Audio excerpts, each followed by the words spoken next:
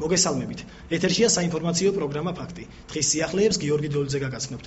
ახალი პროექტი, რომელსაც სამაუწყებლო კომპანია გურია და რეგიონული გაზეთი გურიის მოამბე ერთობლივად ახორციელებს, საქართველოში ამერიკის შეერთებული შტატების საელჩოს მიერ დემოკრატიის განვითარების მცირე საგრანტო პროგრამის ფარგლებშია დაფინანსებული და მიზნად ისახავს გურიის რეგიონის სრულად ინფორმირებას. ნინო ვაშალომიძე კი ამბობთ.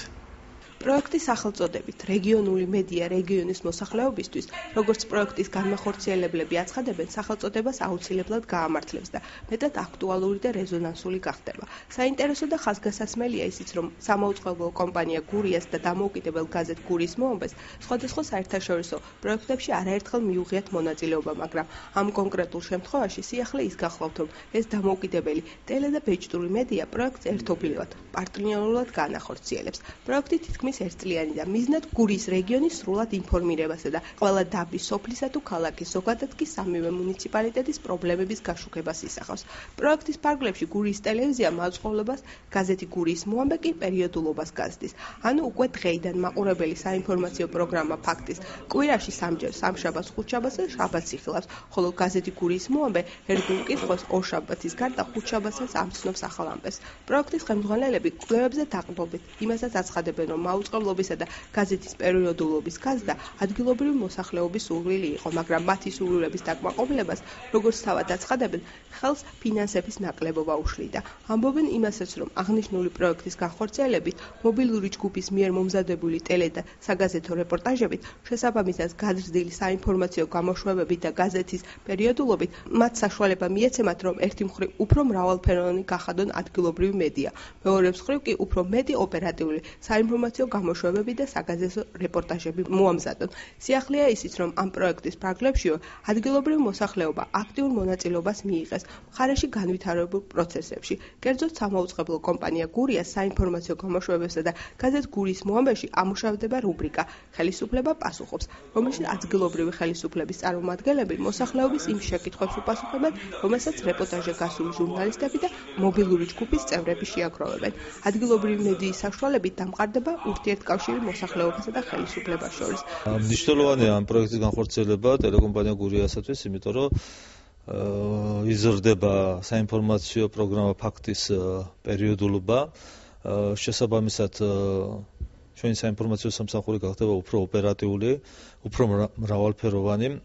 გარდა ამისა, მოსახლეობას მიეცემა საშუალება უფრო ინტენსიურად მათი პრობლემები უფრო ინტენსიურად გაშუქდეს ჩვენ საინფორმაციო პროგრამებში და შედეგი იქნება ის, რომ ჩვენ შევეცდებით, რომ გურიის მოსახლეობა, არც ერთი გურიის მოსახლეობის არც ერთი დასახლებული პუნქტი, არც ერთი სოფლის პრობლემა არ დარჩეს ჩვენი ობიექტივის მიღმა, მივაწოდოთ მათი პრობლემები ხელისუფლებას, გავაცნოთ ის და შესაბამისად უფრო ოპერატიულად მოხდეს ამ პრობლემების მოგვარება და გადაჭრა. პირველ რიგში ეს პროექტი ძალზედ მნიშვნელოვანია ჩვენთვის იმ ფაქტორიდან გამომდინარე, რომ არსებული ფინანსური კრიზისის პირობებში, რომელიც ძალიან ძლიერად შეეხო მედიას და განსაკუთრებით რეგიონულ მედიას, გვაძლევს არათუ არსებული შენარჩუნების საშუალებას, არამედ განვითარებისას და კონკრეტულად ჩვენ ზრდით პერიოდულობას და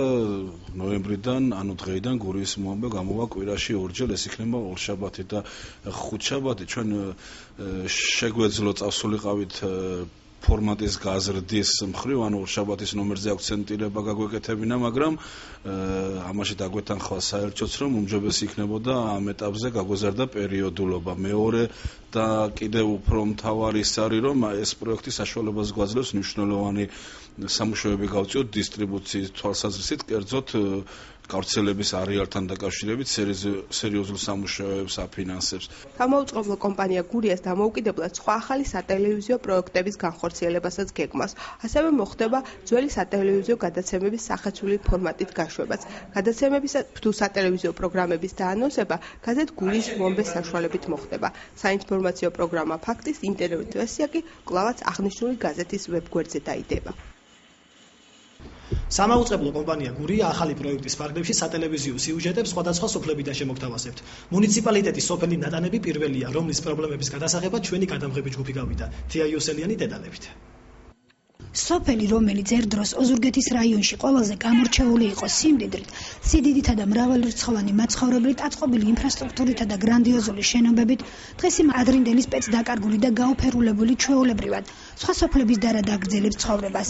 ნელ რიტმში და ისეთივე პრობლემებითა და გაჭირვებით, ან კიდევ ტკივილითა და სიხარულით, როგორც ნებისმიერი სხვა კომუნისტური ყოფიდან დემოკრატიულ წყობას დღემდე მთლად კარგად ფეხვერა წყობილი სოფლები.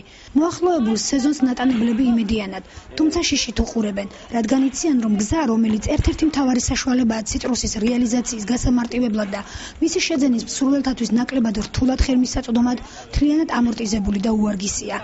სოფელს დღემდე დიდ და მოუგვარებელ პრობლემად რჩება სასმელი წყალი. ამბობენ, რომ სოფლის განვითარების პროგრამის ფარგლებში მიღებული თანხიდან რიგ უბნებში არტეზიული ჭების მოწყობით მოსახლეობის რაღაც ნაწილს პრობლემა მოიხსნა. დიდი ნაწილი კი უწყლობას ისევ უჩივის. ყველაზე პრიორიტეტულ პრობლემებს, რომელთა ჩამონათვალში წყალი და გზა მოხვდა, ისიც ემატება, რომ სოფლის ახალგაზრდების უმრავლესობა სამსახურის გარეშეა დარჩენილი და მათთვის ერთადერთი საშუალება თავისუფალი დროის გასაყვანად სოფლის სპორტული კომპლექსი და ბირჟაა, სადაც თავს ადგილობრივთა ყველა ასაკის წარმომადგენლები იყრიან. ისიც მაშინ თუ კარგი ამინდია და სიცივეს არ უჩივიან. ამბობენ, რომ სოციალური პროგრამის მიღმა აქაც ძალიან ბევრი შეჭირვებული ოჯახი დარჩა. ზოგი ისეთიც სხვა არანაირი საარსებო რომ არ გააჩნია და ყოველდღიურად შიმშილს ებრძვის. ცხოვრებასთან ასე ყოველდღიურ ჭიდილსა თუ მომრავლებურ პრობლემებში ზამთრისთვის ნელ-ნელა ემზადებიან. საშემოდგომო მოსავლის აღება და დაბინავებაც უკვე მოასწრეს. ციტრუსი არის შემოსავლის ძირითადი წყარო და დღესდღეობით ფაქტიურად რაღაცნაირად მაინც სტიქიურად უკლავდებიან ამ ციტრუსის გასაღებას, მაგრამ ესე რომ ორგანიზებულად რაღაცა ხერხდებოდეს და კეთდებოდეს, ამ წუთას ამის პერსპექტივა არ არის. ძირითადად ახალგაზრდობის პრობლემა გვაქვს. ეხლა სულ ახლახანს ორი სექცია გაიხსნა ჩვენ სოფელში, ფეხბურთის და ჭიდაობის.